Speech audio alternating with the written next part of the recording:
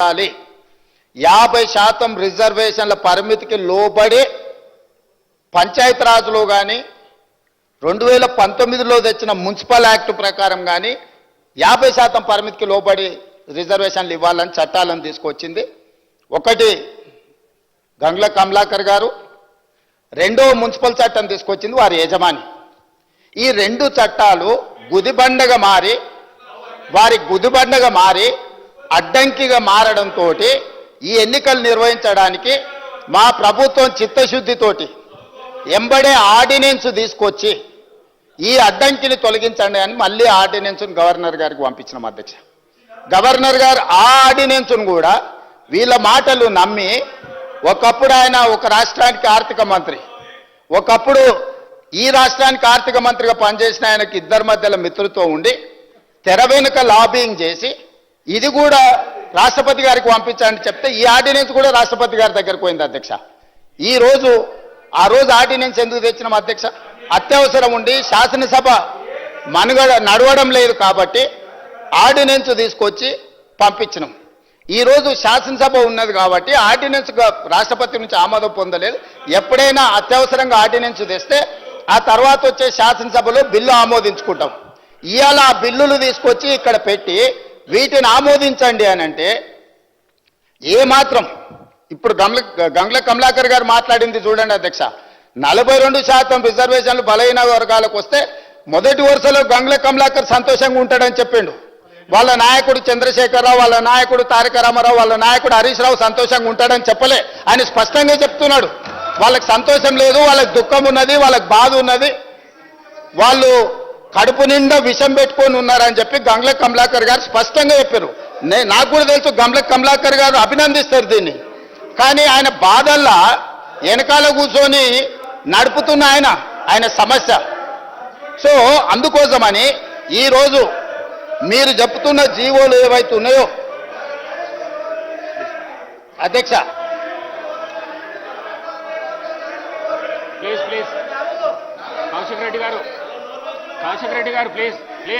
అధ్యక్ష బీసీ కమిషన్కి ఇచ్చిన జీవో అయినా లేకపోతే డెడికేటెడ్ కమిషన్కు ఇచ్చిన జీవో అయినా బలహీన వర్గాలకు 42% రిజర్వేషన్లు ఇవ్వాలన్నదే ఈ ప్రభుత్వం యొక్క ఆకాంక్ష, చిత్తశుద్ధి అధ్యక్ష. అందుకోసమని ఇప్పటి వరకు కలిసి రాలే.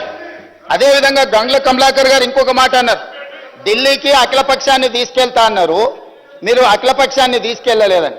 అధ్యక్ష 5 సార్లు ప్రధానమంత్రికి నేను లేఖ రాసిన, దీనికి సంబంధించి మేము ఢిల్లీకి రావాల్సి ఉంది, మీరు ప్రధానమంత్రికి అపాయింట్మెంట్ ఇస్తే మేము అందరం కలిసి వచ్చి మిమ్మల్ని కలిసి విజ్ఞప్తి చేస్తామని.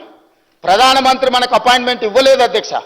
ప్రధానమంత్రి అపాయింట్మెంట్ ఇవ్వకపోతే పార్లమెంటు జరిగేటప్పుడు ప్రధానమంత్రిని కేంద్ర ప్రభుత్వం మీద ఒత్తిడి తీసుకురావడానికి జంతర్ మంతర్లో మేము దీక్ష పెడితే, జంతర్ మంతర్లో ధర్నా చేస్తే దాదాపుగా 100 మంది పార్లమెంట్ సభ్యులు ఇతర రాష్ట్రాలకు సంబంధించిన వాళ్ళు వచ్చి తెలంగాణ బీసీ రిజర్వేషన్ 42కు మద్దతు పలికినరు. కానీ రాజ్యసభలో ఉన్న బీఆర్ఎస్ ఎంపీలు మాత్రం అటువైపు కూడా కనుదిప్పి చూడలేదు అధ్యక్ష. బలహీన వర్గాల తరఫున మాట్లాడుతున్న గంగ్ల కమలాకర్ కూడా ఆ వైపు రాలేదు అధ్యక్ష.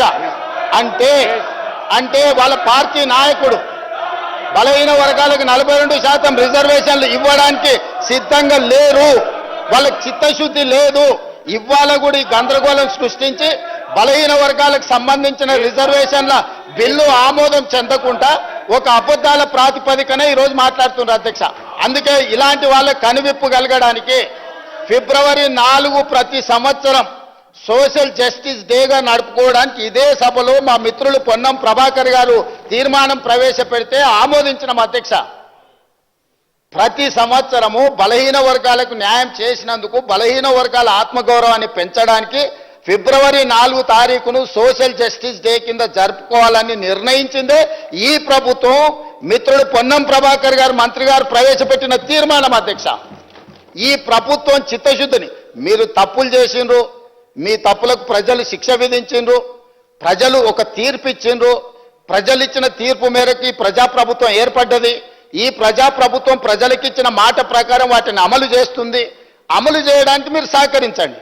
ఒకవేళ మీరు సహకరించము, మీ బుద్ధే మారలేదంటే మళ్ళీ ప్రజలు మళ్ళొక తీర్పు ఇస్తారు. ఆ హోదా కూడా మిగిలదు చివరికి.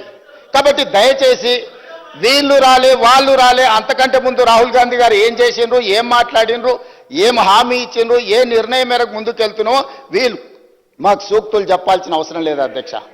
వాళ్ళ నాయకుని మొదట సభలో వచ్చి కూర్చోమనుండ్రు అధ్యక్ష. రాహుల్ గాంధీ వచ్చిండా లేదా, రాహుల్ గాంధీ ఆదేశం లేకుండా రేవంత్ రెడ్డి గారు ఇక్కడ ఈ నిర్ణయాలన్నీ చేస్తాడా అధ్యక్ష? ఇంత ఇంపార్టెంట్ ఇది చర్చ జరుగుతుంటే బలహీన వర్గాలకు న్యాయం చెయ్యాలని 100 సంవత్సరాల నుంచి జరగని కులగణన తెలంగాణ రాష్ట్ర ప్రభుత్వం చేసినందుకు ఏది ఏమైనా రాజకీయాలను పక్కన పెట్టి ప్రధాన ప్రతిపక్ష నాయకుడు చంద్రశేఖరరావు గారు వచ్చి ఒక మంచి మాట, అయ్యా మేం చేయలేని పని ప్రజాప్రభుత్వం కాంగ్రెస్ పార్టీ చేసింది, నేను అభినందిస్తున్నా అంటే వారి పెద్దరికం పెరిగి ఉండేది.